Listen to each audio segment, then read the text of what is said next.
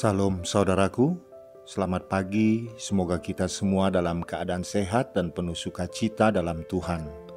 Marilah kita menggunakan waktu sejenak untuk berdoa, membaca, dan merenungkan firman Tuhan sebagai sumber kekuatan, inspirasi, dan motivasi bagi kita hari ini, Kamis 2 Desember 2021. Sebelumnya mari kita berdoa.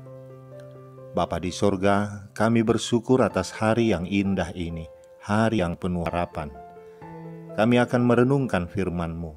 Kiranya Roh Kudus menerangi hati dan pikiran kami, agar kami sungguh memahami firman-Mu. Dalam nama Tuhan Yesus Kristus kami berdoa. Amin. Firman Tuhan yang menyapa kita di pagi ini, Mika 1 ayat 2a. Dengarlah, hai bangsa-bangsa sekalian, perhatikanlah, hai bumi serta isinya.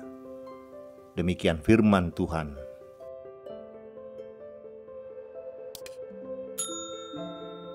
Saudaraku, memiliki telinga tidak selalu berarti dapat mendengar.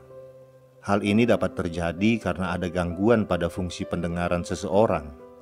Tetapi juga dapat terjadi karena orang itu memang tidak memperhatikan atau tidak mau mendengarkan sesuatu hal. Nabi Mika berdasarkan perintah Allah menyampaikan murka Allah atas Israel dan Yehuda. Murka Allah sudah mencapai puncak kemarahannya dan tidak dapat dibendung lagi. Tuhan menyatakan dirinya melalui peristiwa dahsyat seperti gempa bumi dan gunung berapi. Seluruh ciptaannya harus merasakan murkanya.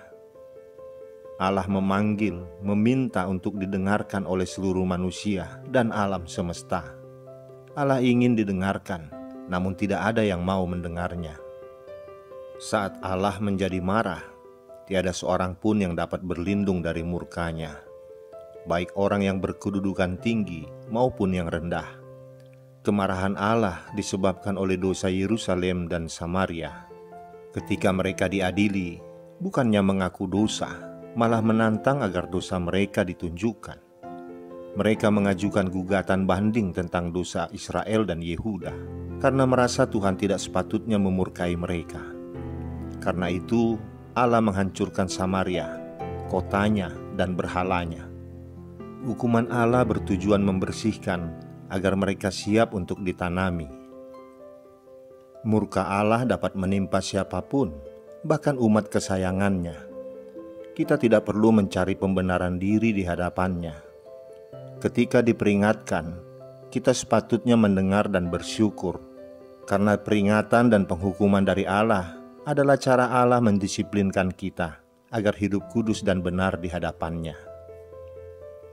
Saudaraku, seorang ayah yang baik akan selalu memperingatkan anak-anaknya jika melakukan kesalahan, karena peringatan itu akan mendewasakannya dalam bertindak.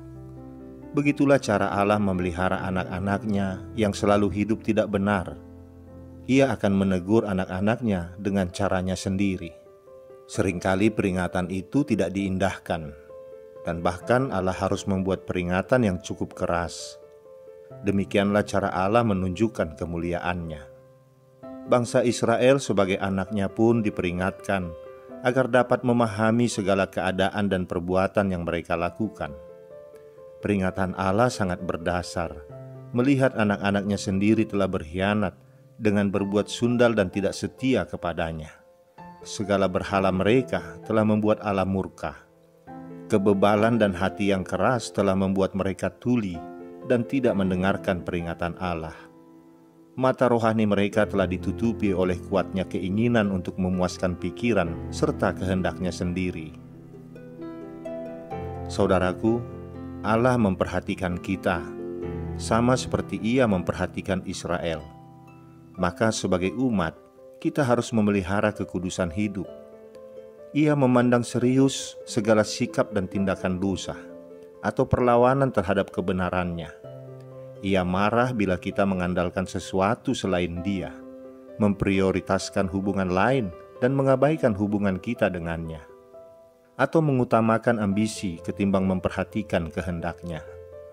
Apapun bentuknya, semua bentuk penyangkalan terhadap Allah dalam hidup kita akan membangkitkan murkanya.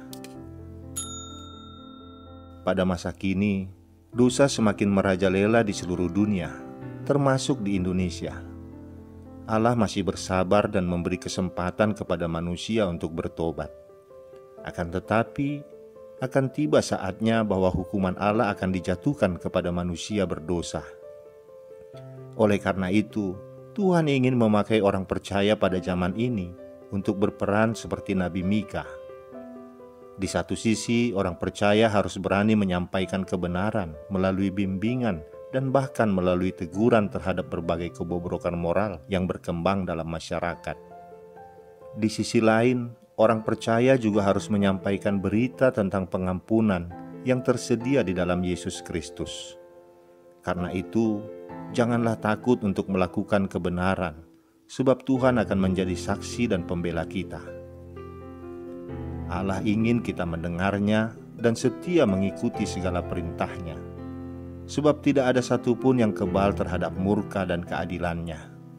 Maka sebelum Allah murka, marilah kita mendengar dan memperhatikan teguran dan nasihatnya. Amin, kita berdoa.